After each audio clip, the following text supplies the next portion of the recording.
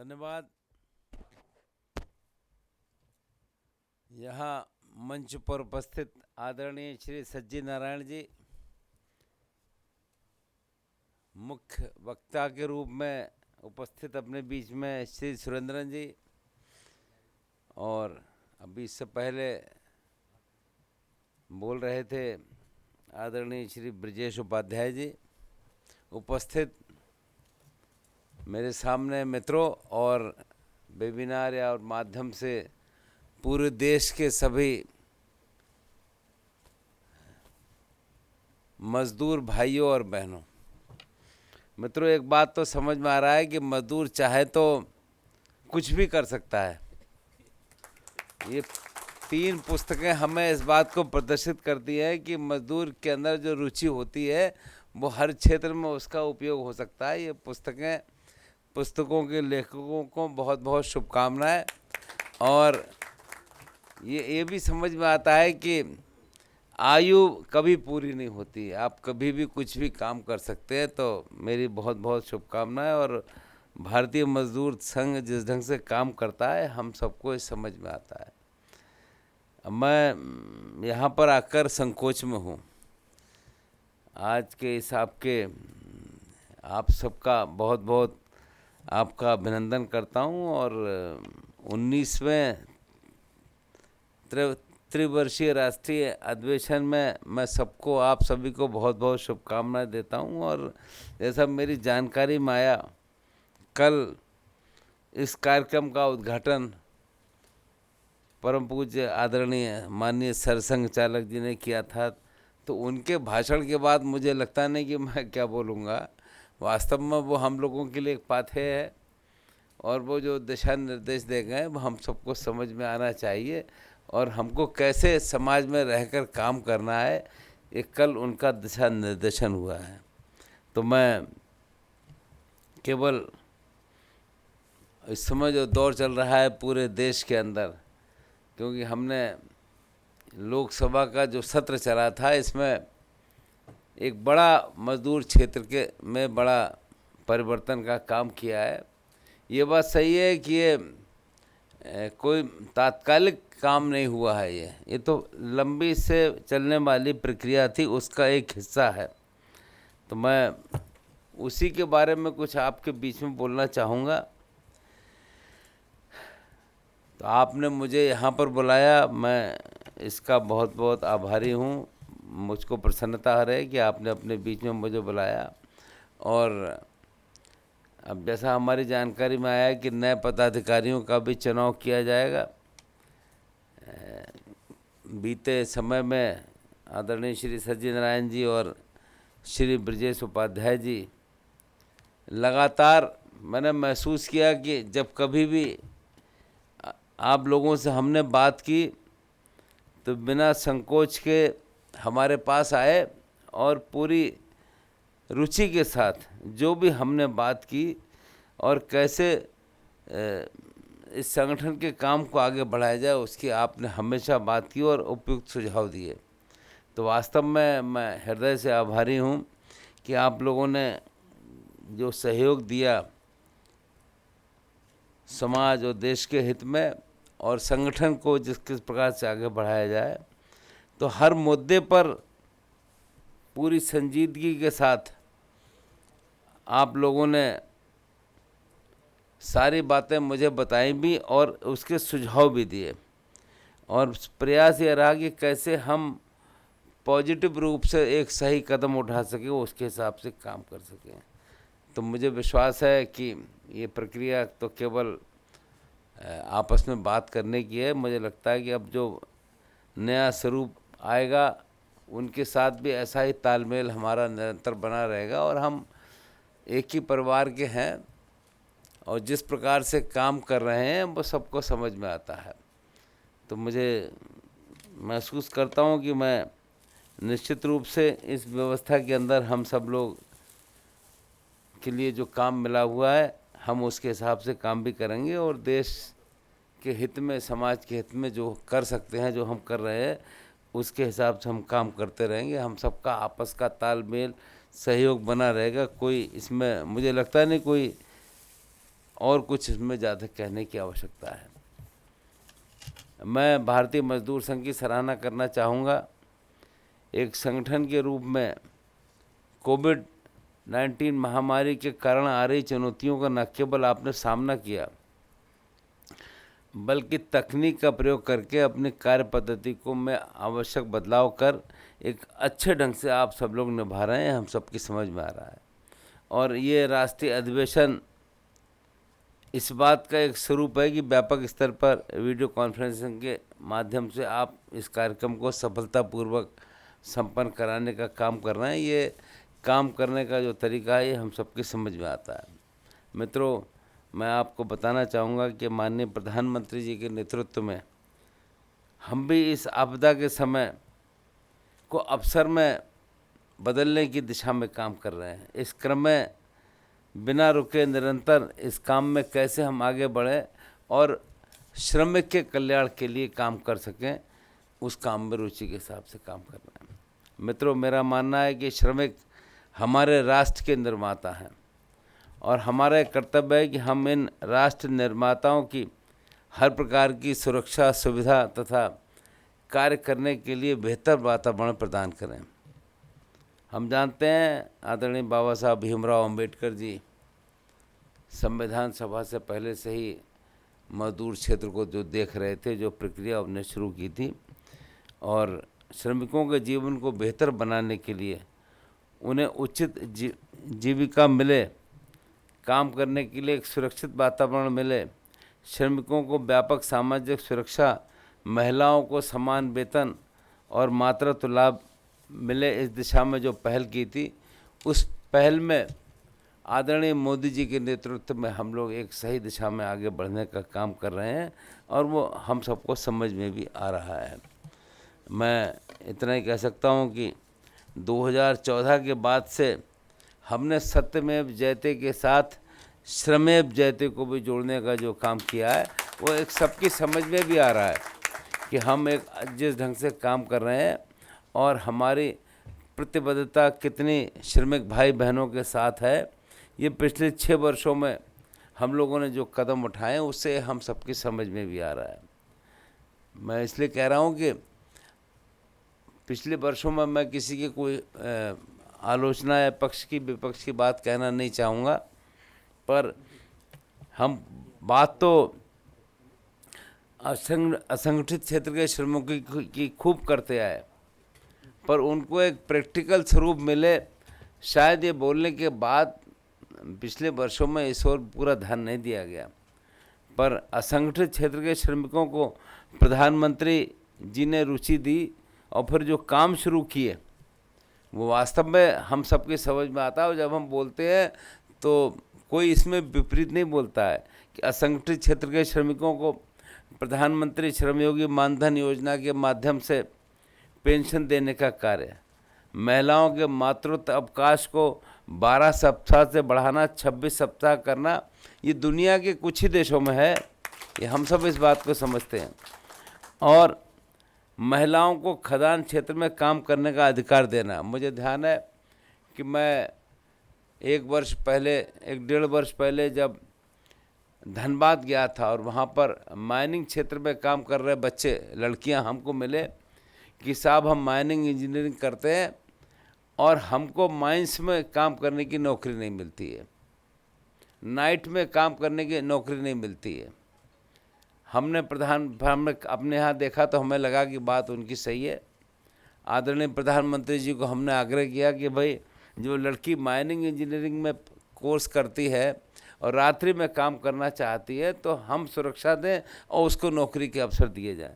तो प्रधानमंत्री जी ने तुरंत इस पर सहमति दी और कैसे इसको हम आगे बढ़ाने का काम करें, इस काम में प्रधानमंत्री जी की रुचि रही।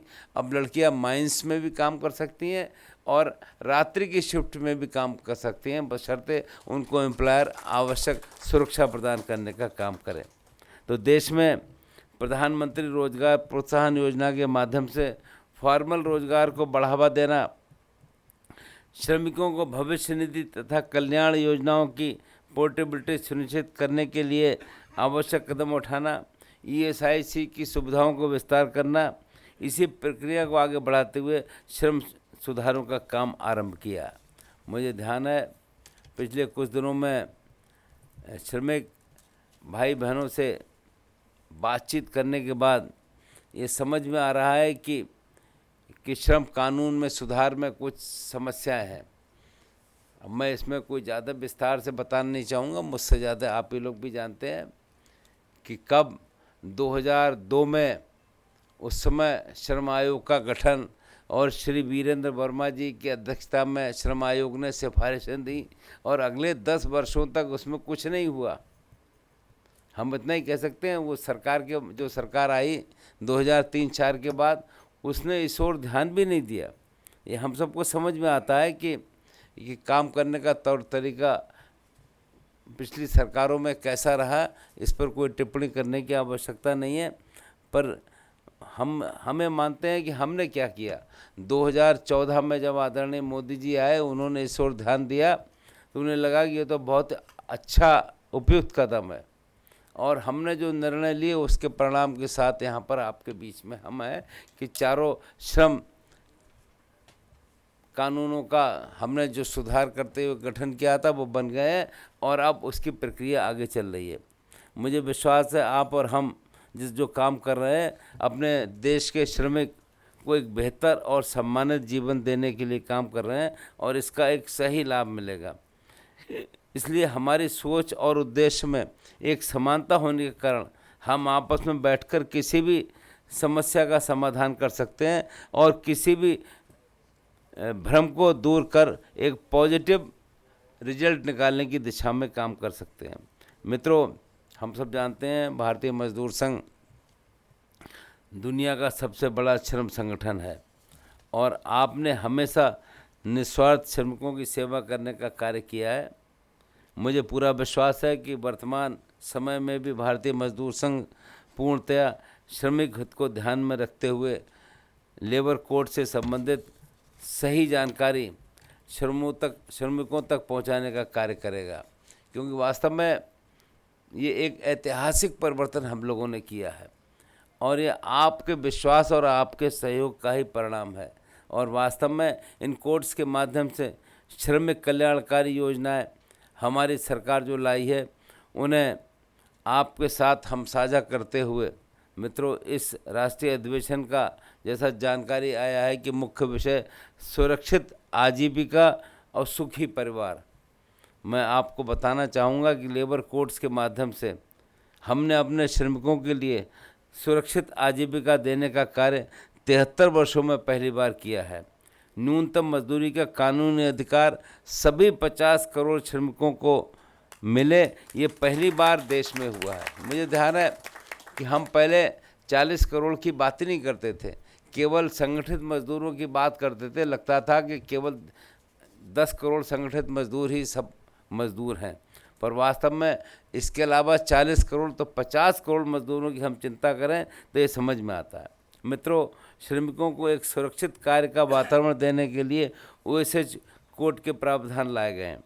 हमने ऑक्यूपेशनल सेफ्टी, हेल्थ तथा वेलफेयर के प्रावधानों की एप्लीकेबिलिटी बढ़ाई है।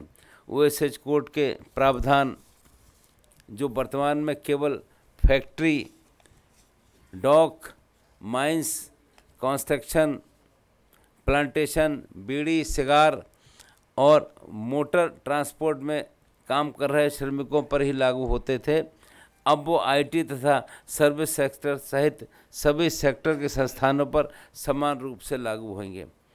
OSH कोड में परिभाषाओं को भी व्यापक बनाया गया है।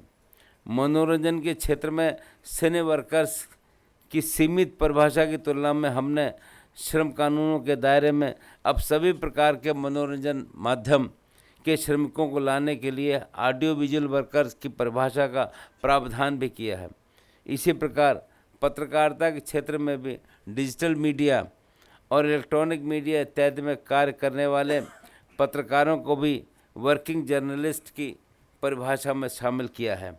अब प्रवासी श्रमिकों की परिभाषा में भी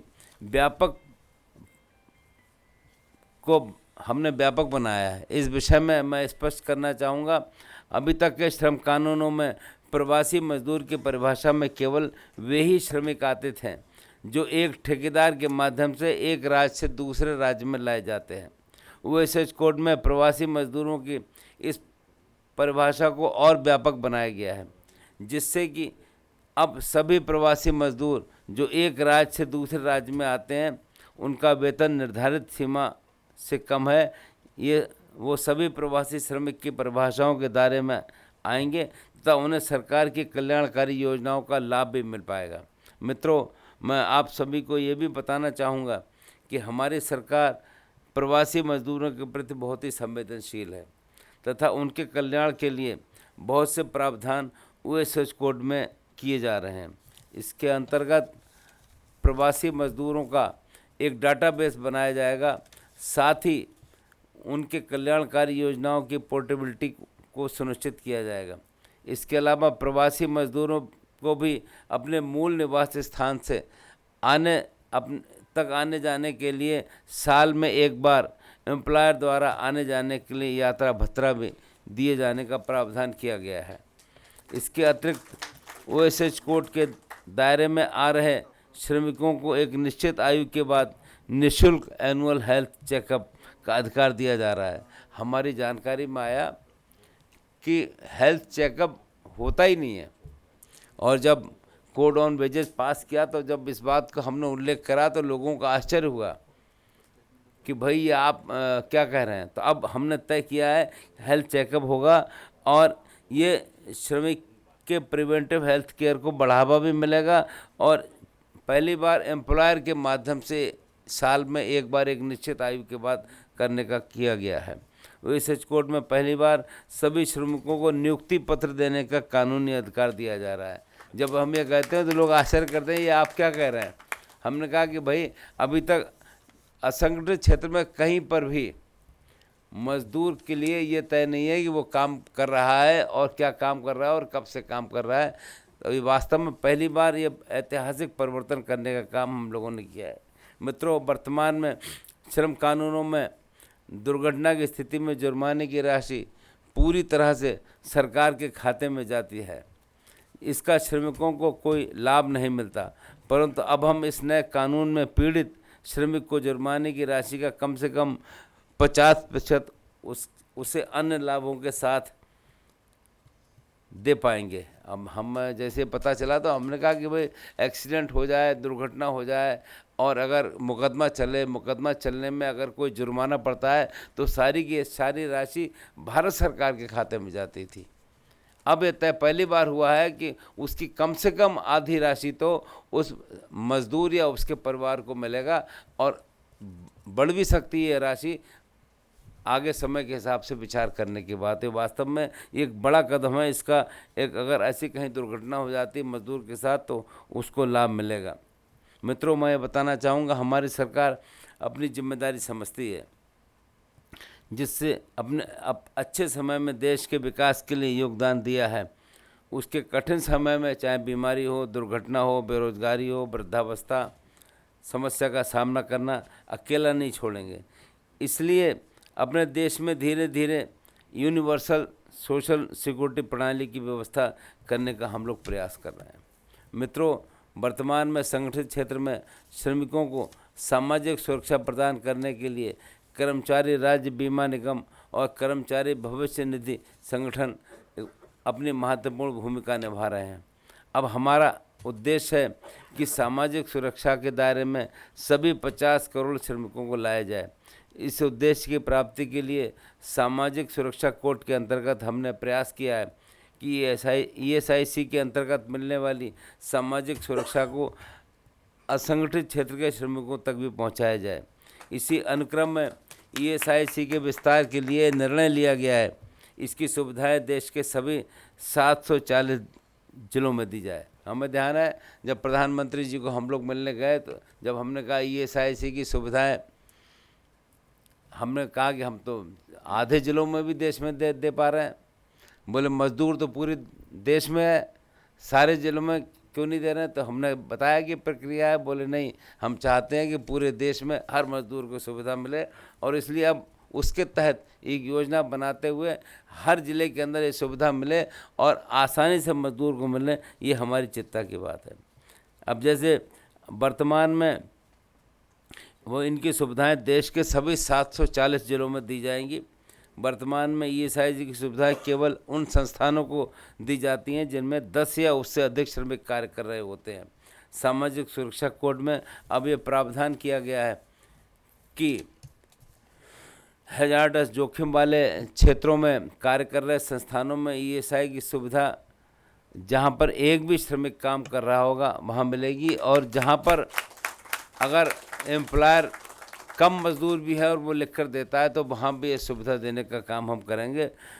ऐसे ही बागानों में काम कर रहे श्रमिकों को भी ईएसआईसी की सुविधाओं का लाभ मिले, इसका विकल्प भी प्रदान किया गया, ऑप्शनल रखा गया है और इसका पसंद लोग कर रहे हैं। अब तक ईएसआईसी की सुविधाओं से बागान में काम कर रहे श्रमिक वंचित रह रहे थे। उनकी डिमांड थी कि इन श्रमिकों को भी ईएसआईसी के दायरे में लाने का एक विकल्प दिया जाए।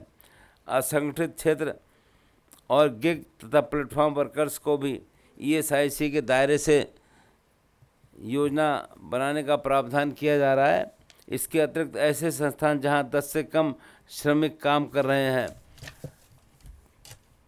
उन संस्थानों में भी स्वेच्छा से ईएसआईसी का मेंबर बनाने का विकल्प दिया गया है, जिससे कि छोटे उद्योग भी ईएसआईसी से जुड़कर लाभ उठा सके। मित्रों, मैं आपके संज्ञान में लाना चाहूँगा कि जिस प्रकार ईएसआईसी की कवरेज को बढ़ाने के लिए कई प्रयास किए गए हैं, उसी प्रकार कर्मचारी भविष्य निधि यानी ईपीएफ से संबंधित सामाजिक सुरक्षा के दायरे को बढ़ाने के लिए इस कोड में अब तक जो प्रावधान हैं, अब शेड्यूल संस्थानों के स्थान पर सभी संस्थान जिनमें 20 या उससे अधिक श्रमिक हैं ईपीएफ के दायरे में आएंगे, तथा साथ ही वे संस्थान जिनमें 20 से कम श्रमिक हैं उनके लिए भी ईपीएफ के सदस्य स्वेच्छा से बनाने का विकल्प सामाजिक सुरक्षा कोड में रखा गया है। हम कोशिश कर रहे हैं कि इसका लोग लाभ उठाएं। इसके अतिरिक्त स्वरोजगार वाले श्रमिकों के लिए भी ईपीएफ की कवरेज देने की योजना बनाई जा रही है। मित्रों, असंगठित क्षेत्र में काम कर रहे 40 करोड़ श्रमिकों को सामाजिक सुरक्षा देने के लिए पहली बार एक सामाजिक सुरक्षा फंड का प्रावधान किया गया है। इस फंड के द्वारा असंगठित क्षेत्र में कार्य कर रहे श्रमिकों, गिग वर्कर्स तथा प्लेटफॉर्म वर्कर्स के लिए सामाजिक सुरक्षा की योजनाएं बनाई जाएंगी। इनके साथ इन 40 करोड़ श्रमिक भाई बहनों को भी सामाजिक सुरक्षा से संबंधित सभी प्रकार के लाभ जैसे मृत्यु बीमा, दुर्घटना बीमा, पेंशन व मातृत्व लाभ इत्यादि प्रदान किए जाएंगे। इन सभी नए प्रावधानों के द्वारा हमने एक यूनिवर्सल सोशल सिक्योरिटी कवरेज के अपने संकल्प को पूरा करने के लिए कई महत्वपूर्ण कदम उठाए हैं। मित्रों, मैं आपके संज्ञान में ये भी लाना चाहूँगा कि हमने श्रमिकों के कौशल विकास के लिए री स्किलिंग फंड का प्रावधान किया है।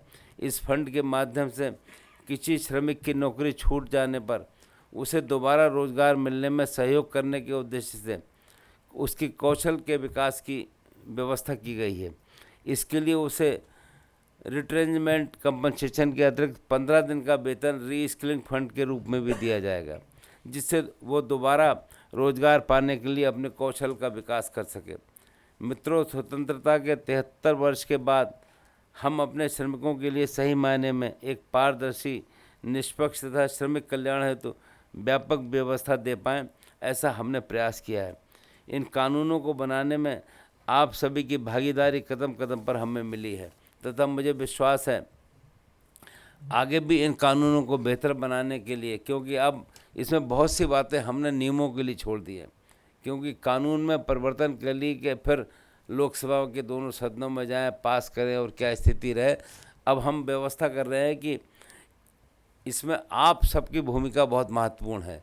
हम जब नियम बनाएंगे तो नियम में आपके पूरे सहयोग की आवश्यकता है कि आप लोग नियम बनाने में हमको ये बताएं कि भाई इस नियम में इस प्रकार का आप परिवर्तन करने का काम करें। तो मुझे लगता है कि वास्तव में बहुत ही, क्योंकि मैंने बहुत से नियमों की प्रक्रिया देखी कि जो छोटी छोटी बातें भी कानून की दिशा में जब जाती हैं तो उसमें बहुत समय लग जाता है।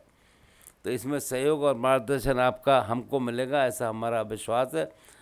हमारे समन्वित प्रयासों से कानून जमुनी स्तर पर भी सही ढंग से क्रियान्वित हो पाएंगे। मित्रों, हम मिलकर आत्मनिर्भर भारत में सुरक्षित आजीविका के माध्यम से श्रमिकों एवं उनके परिवार के लिए सुखी सुनिश्चित जीवन बना पाएंगे। मैं इन्हीं शब्दों के साथ आपका बहुत बहुत धन्यवाद देता हूं कि आपने मुझे अपने बीच में बुलाया। पर जिस प्रकार का सहयोग आपका हमको मिलता रहा है, मुझे लगता है कि मंत्रालय को चलाने में और काम करने में एक बहुत योगदान आपका सहयोग हमें मिलता रहा है। मुझे लगता है कि भविष्य में भी आप लोग जो देश हित की हिसाब से आगे चल रहे हैं, निरंतर हमारे सहयोग में रहेंगे और समय समय पर बहुमूल्य सुझाव देते रहेंगे। तो मैं इन्हीं शब्दों के साथ आप सबको बहुत बहुत शुभकामनाएं देते हुए और ख़ास तौर से इस राष्ट्रीय अधिवेशन के प्रति अपनी शुभकामनाएं देते हुए अपनी बात को समाप्त करता हूं। धन्यवाद। जय हिंद, जय भारत।